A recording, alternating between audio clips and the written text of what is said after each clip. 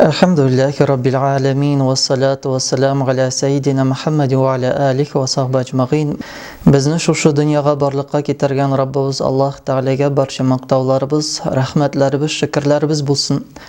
Hamda shulay şu dunyoga rahmat quyoshi bo'laraq jibarilib, bizga islom dinini o'rgatgan, yaxshini nashardan, halalni haromdan ayırıp bizga o'rgatgan suyukli payg'ambarimiz Muhammad Mustafa sallallohu alayhi va sallamga, uning ahli baytine, sahaba kiromlarına ko'ngil to'rlarimizdan chiqqan salovat shariflarimiz ham salomlarimiz borib erishsaydi. Alloh subhanahu va taolo shu va'zlarni Alloh taolo barakatli qilsin, foydali qilsin, xayrli qilsin. Silavchiga da ham tinglovchilar ishida Alloh subhanahu va taolo shu va'zlardan foydalar olishga nasib eylesin. Bugungi şu va'zda men endi to'xtab ketasim kela. Hozirgi zamon mana shu hozirgi vaqtdagi bo'lgan problemaga mening turnayni ko'p söyleniladi, ko'p to'xtalından da, ya'ni ordirib da bitirgandir endi bu xabarlar, lekin bugungi şu va'zda menim silanilatirgan aybirlar ol, biz musulmonlar narsa olirga tiyishmiz bunlardan. Biz har birimiz bilamiz, Alloh taolo shu g'alamni borliqqa keltirdi. Alloh subhanahu va taolo shu g'alam ishindagi bo'lgan yerni borliqqa keltirdi. Yer ishindagi bo'lgan barcha aybirlar, hayvonlar, kishilar, o'simliklar, bujaklar, ya'ni biz bilatirgan, bilmaytirgan butun aybirni Alloh taolo borliqqa keltirdi. Ham shulay biz ishonamiz, ham bilib turamiz, biz narsagina bo'lsin, ya'ni yaxshisimi, nasharimi, u barsida Alloh taoladan. Agarda Alloh taolo, ya'ni bu Alloh taolaning tilagi bo'yicha borliqqa kelgan aybirlar. Agarda Alloh taolaning tilagi bo'lmagan bo'lsa, bir aybirda borliqqa kelmagan bo'lar edi. Biz Qur'ondan bilamiz, Alloh taolo aytdi, agar Alloh taolo nida bo'lsa, tilasa, ul boritik ayta, ya'ni bildira, kun, ya'ni bul deyib, ham shu bir shuluq mezgilda borliqqa keladi. Agarda Alloh taolo tilamasa, bu aybirlar borliqqa kelmayacak. Hamma hozirgi yer yuzida mana taralgan mana shu aytamiz avruning da bu barsida Alloh taoladan, ya'ni agar Alloh taolo tilamagan bo'lsa, bu aybir, bu şir, bu avru bulmagan bo'lar edi. Bizga musulmonlarga narsa bu biri, ya'ni biz narsani olirga tiyishmiz. Nindi shu aybirdan o'zimizga olamiz saboq, nindi dars olamiz shu aybirdan. Chunki narsagina bo'lsa da biz musulmonlar har bir aybirdan o'zimizga foydali bo'lgan aybirlarni olirga tiyishmiz. Ya'ni bir aybirda bu dunyoda, ya'ni nindidir bir hikmatsiz borliqqa kelmaydi. Nindidir bir hikmatsiz ulay bir ishlanilmaydi. Ham biz bunda ko'rishga tiyishmiz, nindi bu aybirlarda hikmat yota. Ya'ni mana shu taralgan she'rda da nindi hikmat deganda biz endi o'zimizga olatirgan dars eng birinchisi, Alloh taolo kishilarga ko'rsatasi kelar, kishi ul biqati zag'if, biqati muhtoj, ham kamil bo'lmagan zot ekanini. Mana hozirgi zamonda agar o'zimiz bilan o'zimiz teradagi bo'lgan kishilar bilan agar ko'z olib qarasak, hozirgi vaqtda kishilar o'zlari turli yolg'on bo'lgan, ya'ni o'zlarini aldalay turgan fikrlar bilan o'zlarini tutirganlar. Nima deytirib, ya'ni kishi ayta, hatto bizning tatarlarda da keng taralgan ulay bir bor narsada biz bildiramiz. Lekin narsani biz bildiramiz. Ya'ni nelarni biz bildira olamiz. Ya'ni kishi hozir shuni hatla uning aytamiz endi nafsi hozirgi vaqtda shunga o'sib ketgan, u butun aybirni bildira ola kerak. Butun aybirni o'zi borliqqa keltira. O'zi aqsha toba, o'zi izbos ola, o'zi rizq toba, o'zi, ya'ni mana bu dunyoning podshosi aytirib kishi hozirgi vaqtda o'zini his etadi. Lekin nindida bo'lsa, she'r chiqsa yoki nindida bo'lsa bir og'irlik kelib tursa, kishi anglay boshlaydi narsanikin, ya'ni bu dunyoda ol eng kuchli, ya'ni иң көчле зат түгел икәнен. Ягъни ул аңлый башлый үзенең зәгыйфлеген. Ягъни кеше әйе ул бу дөньяда үзен патша иттереп санаса да, ләкин без аңлыйбыз, бу дөньяның патшасы ул бер Аллаһ Тәгалә генә.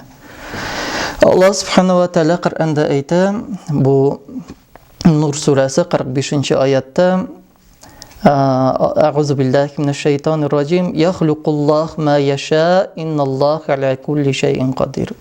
Ягъни яхлуқуллаһ ма яша, Аллаһ Субханаһу ва Тәгалә нәрсәне ул тели, ул әйберләрне ул барлыкка китерә. Ягъни без моннан күрәбез, ягъни бөтен әйберләрне ул Аллаһ Тәгалә барлыкка китерүче. Инналлаһ аля кулли шайин кадир. Дөреслектә Аллаһ Тәгалә бөтен әйбергә дә Аллаһ Тәгаләнең кыдрәте җитә. Шулай ук Аллаһ Субханаһу ва Тәгалә Маида сүрәсенең 17-нче аятында әйтә: Аъузу биллаһи минаш шайтанир раҗим, валиллаһи мулкус самавати вал ард ва ма байнахума. Аллаһ Тәгалә әйтә: җир өстендә һәм күкләрдә булган бөтен әйбердә ул Аллаһ Тәгаләнең мөлке, ул Аллаһ Тәгаләнеке. Ва ма байнахума, хәтта алар арасындагы булган әйберләрнекене. Яхлуқу ма яша, Аллаһ Тәгалә нәрсәне тели, шул әйберне ул барлыкка китерә. Валлаһу аля кулли шайин кадир. Аллаһ Тәгаләнең бөтен әйбергә дә кыдрәте җитә. Ягъни без монардан күрәбез нәрсәнекен? Бөтен әйберне барлыкка китерүче ул Аллаһ Тәгалә. Аллаһ Субханаһу ва Тәгалә әгәр барлыкка китермәсә, бер әйбердә бу дөньяда барлыкка килмәс иде. Һәм без бу җир шарын без үзебез аңлыйбыз нәрсәнекен? Ислам дине буенча да җир шары ул сынау, ягъни шушы дөнья ул сынау. Шушы дөньяга әгәр кеше килде икән, ул бу дөньяда төрле сынаулар аркылы үтәчәк. Бер кеше дә үзен 100% мин бернинди дә сынаулар аша үтмәячәкмен дип гарантия бирә алмый. Мин бер кайчан да авырмаячакмын дип гарантия бирә алмый. Ягъни миңа бер кайчан да кайгы килмәячәк, ул гарантия бирә алмый. Ни өчен? Чөнки бу әйберләр кешедән тормый. Ягъни кеше бу дөньяга килде икән, ул кеше барыбер нинди дә булса сынауларга тотылачак. Хәтта Аллаһ Субханаһу ва Тәгалә Коръәндә әйтә: әгәр дә сез әллә уйлыйсызмы, иман китердек дә һәм сезне Аллаһ Тәгалә сынамас дип. Ягъни кайыр вакыт уйларга мөмкин без иманга килдек инде, Аллаһ Тәгаләгә ышанабыз, намаз укыйбыз, Аллаһ Тәгалә безне инде зур сынаулар белән сынамас дип, Аллаһ Тәгаләнең яраткан куллары дип үзебезне шулай торып аңлыйбыз да, ләкин Аллаһ Субханаһу ва Тәгалә әйтә: сез әгәр иманга килдегез дә, Аллаһ Тәгалә сезне сынамас дип уйлыйсызмы әллә? Ягъни Аллаһ Тәгалә һәрбер кешене сыный. Иманлымы ул, иман китермәдеме, ләкин шушы дөньяга кеше туды икән, ул барбер сынаулар аша узачак. Һәм инде нинди дә булса сынауга төштең икән, бу очракта күңел төшенкелегенә бирелергә ярамый. Ни өчен? Чөнки һәрберебез дә бер төрле. Аллаһ Субханаһу ва Тәгалә мәсәлән Шугара сүрәсендә әйтә: Аъузу биллаһи минаш шайтанир раҗим, аллази халакани фахуа яхдин. Аллаһ Тәгалә ул зат мине барлыкка китерде. Фахуа яхдин, һәм ул мине туры юлга күндерде. Валлази хуа юд'имуни ва ясқин. Ул шул зат, ул мине ризыкландырды, ягъни ашатты, ва ясқин, һәм миңа эшертте, ягъни ризык бирде, һәм эшергә су бирде. Ва иза маридту фахуа яшфин. Әгәр дә мин авырып киттем икән, бу очракта ул Аллаһ Тәгалә миңа шифасын бирүче. Валлази юмитуна сумма юхин. Ул Аллаһ Тәгалә мине үтерүче, ягъни миннән тереклекне алучы, сумма юхин, һәм кабат шуннан соң мине терелтүче. Валлази ан яғфира ли хатиати яумал қиямата, яумаддин. Һәм мин әмәтләнәм нәрсәгә? Кыямәт көндә Аллаһ Тәгалә минем хаталарымны кешерер дип, гафу итер дип. Менә монда бөтен әйбердә кеше белән булган бәйле бөтен әйбердә саналып китте. Ничек иттереп? Ягъни иң беренчесе халакани, ягъни иң беренчесе без ышанабыз Аллаһ Тәгалә безнең барлыкка китерүе. Аллаһ Тәала барлыкка китергәннән соң яхдин безне туры юлга, дөрес юлга кертте. Чөнки без Коръәндә икенче бер аятта беләбез, икенче бер урыннан, ягъни Коръәннең башка урыннан беләбез. Аллаһ Тәала үзе теләгән кешеләрне үзенең нурына юнәлтә дип. Ягъни без иманга килдек икән, бу Аллаһ Тәала безне үзенең нурына юнәлттерде. Ягъни безне Аллаһ Тәала барлыкка китерде. Менә шушы дөрес булган хидаят юлына безне бастырды. Ул безне ашатучы, ул безне эшертүче. Әгәр дә без авырып китәбез икән, безгә шифасын бирүче, һәм шуннан соң без аңлыйбыз, шушы дөнья ул мәңгелек түгел. Аннан соң безнең гомеребезне алучы да ул Аллаһ Тәала. Гомерне бирүче дә һәм гомерне алучы да. Һәм шуннан соң кабат безне кыямәт көндә ул Аллаһ Тәала яңадан тереклек биреп, безне яңадан терелтүче.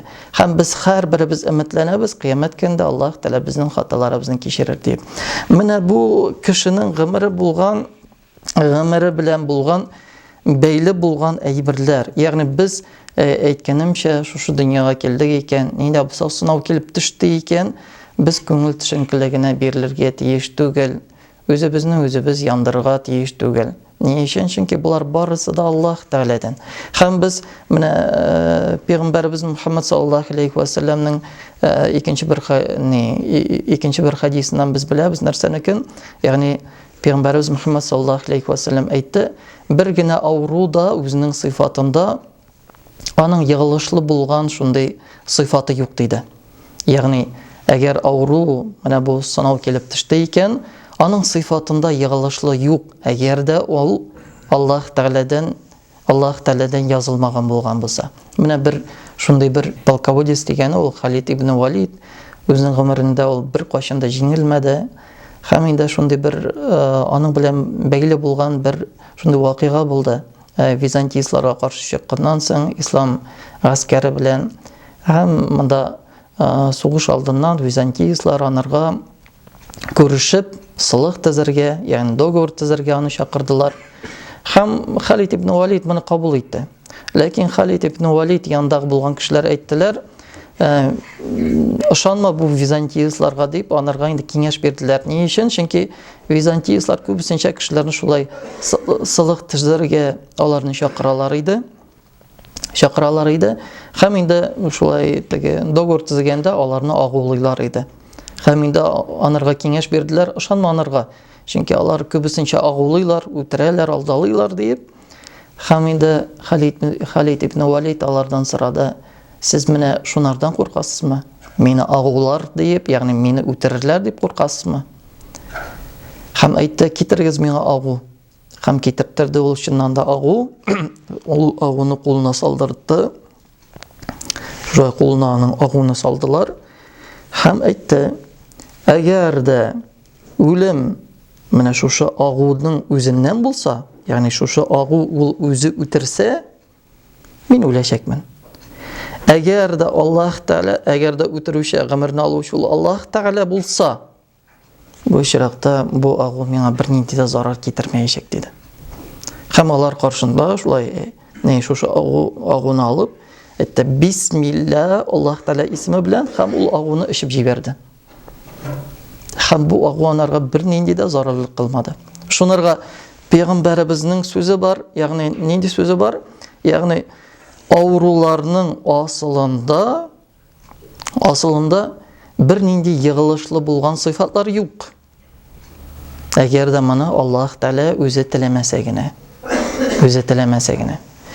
Ягъни без беренчесен аңларга тиешбез нәрсәнекен, без бу дөньяда зәгыйф бер мохтаҗ булган затлар. Ягъни менә шушындый сынау килеп төште икән, шундай бер авырлык килеп төште икән, кайгы килеп төште икән, без күбрәк уйланырга тиешбез үзебезнең Хуҗабыз, Раббыбыз Аллаһ Субханаһу ва Тәгалә турында.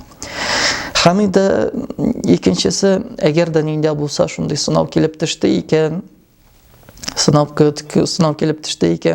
күңел төшенкелегенә бирергә ярамый. Ни өчен? Чөнки күңел төшенкелегенә бирергә ярамый дигән әйбер инде кулыңны селтәп шулай, Аллаһ Тәгалә язган инде, ул барыбер Әгәр бу әйбер төшәсе булса, төшә инде ул. Әгәр кеше авырыйсы булса, ул авырый инде. Әгәр кеше үләсе булды икән, үлә инде ул дип, шулай итеп, күңел төшенкелегенә бирергә ярамый. Ни өчен? Чөнки Пәйгамбәребезнең шундый хадисе бар. Пәйгамбәребез әйтте: "Ма анзалаллаху даан", әгәр Аллаһ Тәгалә нинди дә булса авыруны җибәрде икән, илля анзала лаху шифа. Нәрсә диде? Әгәр дә нинди дә булса авыруны җибәрде икән, аның белән бергә, ягъни җибәрә, шулай ук Аллаһ Субханаһу ва Тәгалә аның шифасын. Шулай ук Муслим җыентыгында шундый хадис китерелә, Пәйгамбәребезнең сүзләре саллаллаһу алейхи ва саллям: "Ликулли даин дава, фа иза усиба дава даи бараа би изнилләh". Ягъни монда әйтелде: "Ликулли даин дава", ягъни һәрбер авыруның аның шифасы бар. Әгәр дә инде шифа бу авыруга туры килде икән, бу Аллаһ Тәгаләнең рөхсәте белән бу кеше дәваланды диде. Дәваланачак диде. Ягъни нәрсә эшләнде? Ягъни нәрсәне без монардан алабыз?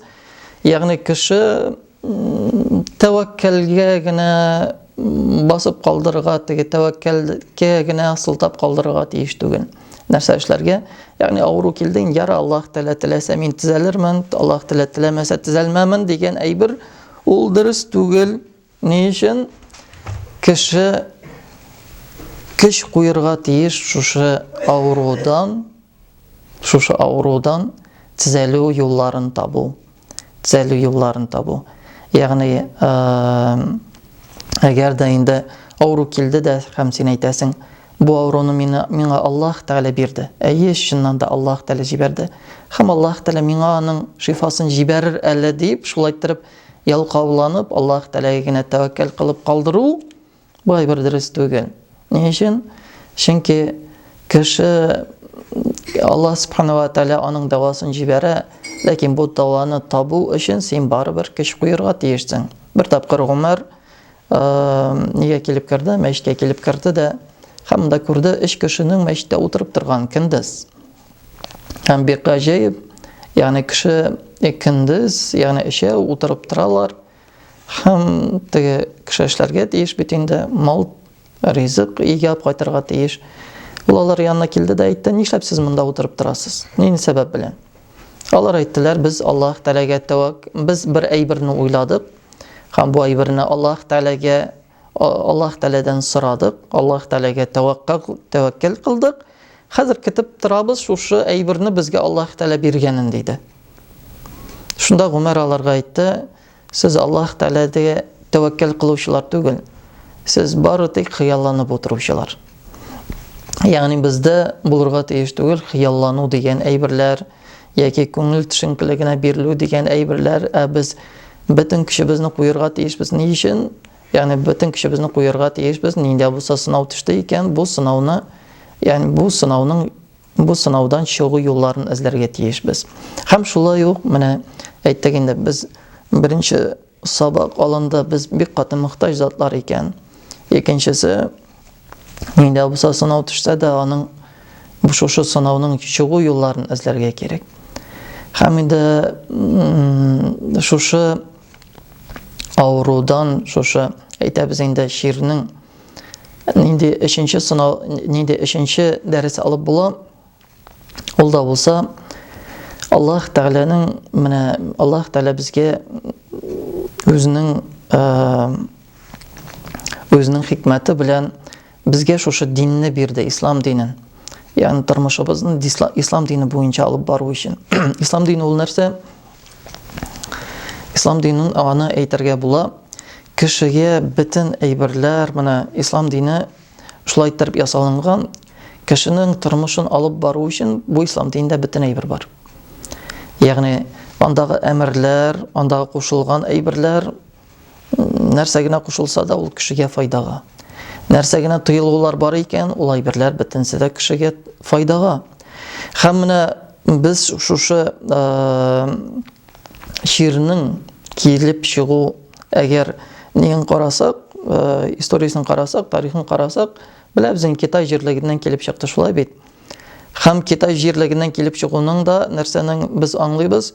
Китайда күп әйберләр безнең тыелган әйберләр, шәригать буенча Аллаһ Тәгаләнең тыелган әйберләрен, күп әйберләрне ашыйлар. Анда инде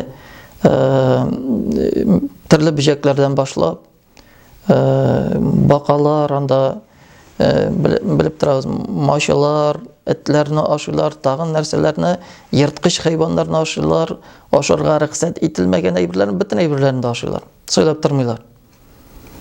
Һәм безнең нәрсә килеп чыкты, һәм без асылында аңлыйбыз нәрсәне икән, ягъни асыл нәрсәдән килеп чыкка дигән, теге летучий мышь дип әйттеләр, шулай бит. Ягъни ислам дине буенча бу әйберне ашарга ярамый. Һәм медицина ягыннан инде хәзер исбатлый башладылар, карый башладылар да, әйтәләр, менә нәрсәгә ашарга ярамый икән. Ашарга ярамый, чөнки ул хайваннардан ниндидер кешегә зарарлы булган бактериялар бар. Инде аларда ягылышлы булган аурулар бар. Ягъни менә һәм әйтәләр, шунардан чыгып, аннардан әйтәләр, менә ислам динендә бу әйбер дөрес икән дип.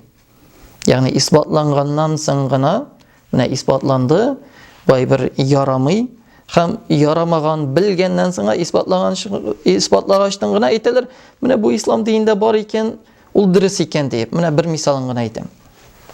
Без инде намаз укыйбыз, шулай бит. Намазны укыйбыз ни өчен? Намазны укыйбыз без Аллаһ Тәгаләнең кушканы буенча. Без карап тормыйбыз. Ягъни нәрсәгә ул безгә намаз кирәк дип. Ләкин менә бик намаз укымыйчы кешеләр, алар нәрсә эшләр, безнең татарлар арасында да төрле фитнес-ниләргә җырлыйлар, анда спорт нәрсәләренә, анда баралар да, шунда инде аларга төрле аэробикалар өйрәтәләр. Һәм киләләр дә безгә шулай дип әйтәләр. Кара әле, менә безгә аэробика өйрәтәләр, менә ул сезнең намазыгызга тулысынча туры килә икән. Анда аякны да җимшартасың икән, анда билне дә җимшартасың, анда менә сезнең намазыгыз бик каты файдалы икән дип. Без бит аның файдалы икән дип, без аны бит үтәмибез. Без үтәбез ни өчен? Аллаһ Тәгалә әйтте безгә закон нәрсәне икән? Намазыгызны укыгыз. Без намазны укыйбыз. Biz әйтмибез, бу намазны укыгач, менә бу ягыннан файдалы әйбер бар икән, моның билгә файдасы бар икән. Юк. Әмерләр бар икән, аларны тулысынча үтәргә кирәк. Әгәр Аллаһ Тәгалә безгә кушты икән, ниндидер булган хайваннарны ашарга ярамый дип, без аны сайланып тормыйбыз, бу әйбер нәрсәгә ашарга ярамый икән дип, монда нинди бактериялар бар икән дип без санап утырмыйбыз. Без ул әйберләрне калдырабыз. Чөнки хәлал булган, чиста булган әйберләр дә, Аллаһ Тәгалә биргән әйберләр дә, аларны санап китсәң дә безгә, аларны да санап бетергесез. Җитәрлек. Аллаһ Субханаһу ва Тәгалә мәсәлән Бакара сүрәсендә әйтә, 72-нче аят: "Аузу биллаһи минәш шайтанир раҗим, я аyyuhallazina amanu, ай иман китергәннәр, иман китергән Аллаһ Тәгаләгә ышанган кешеләр, кулу мин таййибати ма разакнакум, мин сезне ризыкландырган, чиста булган, пак булган, хәлал булган сезгә ризыкларны ашагыз. Вашкуру лиллахи, һәм Аллаһ Тәгаләгә рәхмәт әйтегез моның өчен. Ин кунтум ияху таъбудун. Әгәр дә сез Аллаһ Тәгаләгә гыйбадәтләр кылучылар булсагыз ди. Менә Аллаһ Субханаһу ва Тәгалә әйтә, хәлал булган, чиста булган, сезгә бернинди зарары булмаган әйберләрне генә ашагыз. Без Аллаһ Тәгаләнең шушы кушкан әйберләреннән чыкырына чыгып китәбез дә, аннар ниндидер сынаулар төшәргә тотына. Һәм инде дүртенчесе, менә шушы әйберләрдән алына торган сабак, ул нәрсә? Без бу дөньяда менә нәрсә дип әйтәләр? Нинди булса грипп килеп төшсә безгә инде иң беренче рекомендация дип әйтәбез, кулларны жуыгыз, борыннарны чайкагыз, шулай бит. Ягъни борынны чайкарга, кулларны жуырга, борынны чайкарга анда. Ләкин менә бу әйтәбез инде, өзеңнең гигиенаңны саклау. Һәм без беләбез, без мөселманнар, ягъни ислам дине буенча үзебезнең дин безгә әйтә чисталыкны сакларга. Чисталык эчке чисталык һәм тышкы чисталык та, кием чисталыгында. Мәсәлән, Аллаһ Субханаһу ва Тәгалә Коръәндә әйтә, Бакара сүрәсе шулай ук 222-нче аят: "Аузу биллаһи минәш шайтанир раҗим, инналлаһ юхиббут таввабин." Дөреслекдә Аллаһ Тәгалә тәүбә кылучы кешеләрне ярата. Ва юхиббул мутатаххирин, һәм чиста булган кешеләрне ярата. Шулай ук Peygamberimiz Tirmizi жыйынтыгында китерилә: "Назифун, Аллах назифун, Аллах Тәала ул чиста, юхиббун назафа." Ягъни һәм Аллах Субханаһу ва Тәала ул чисталыкны ярата.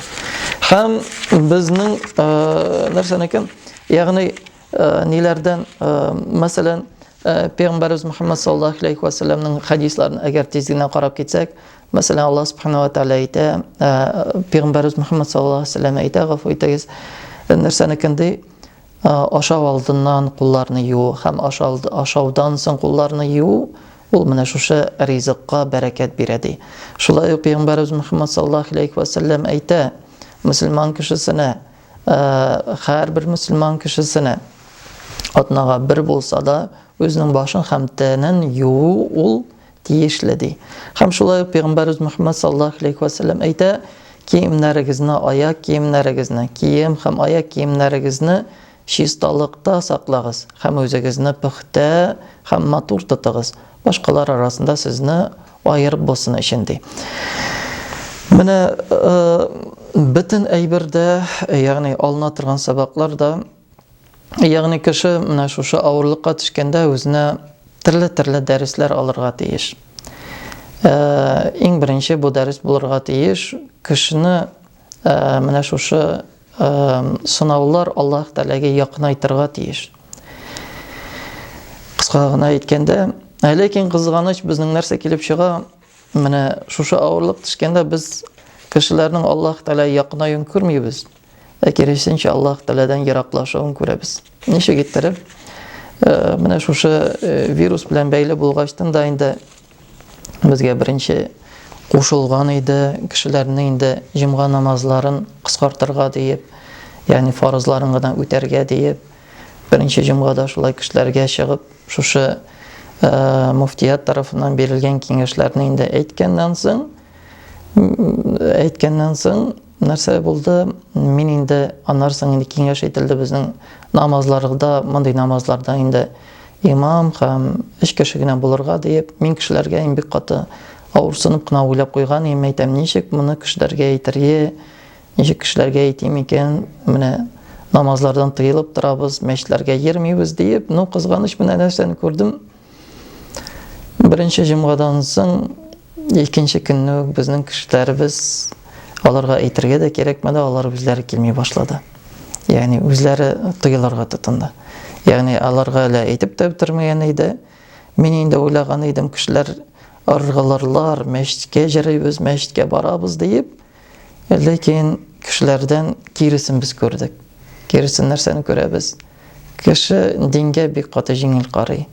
Җиңел карый ничек иттереп? Әйе, без аларны барыбер аннары мәчетләргә җөрсәләр дә без аларны тыер идек, ягъни әйтер идек, пока җөргә рөхсәт ителми дип. Ләкин менә шушы мәчеткә ыргылып, кешеләрнең килүен, намазны шулай иттереп үз теләкләре белән шулай ыргылып, ничек әйтим, шулай бирелеп укуларын без аның күрмибез.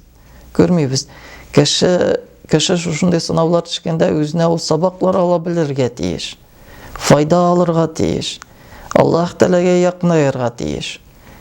Мондый вакытта да үзеңә файда ала алмагачтан кайсы вакытта бүтән алырга?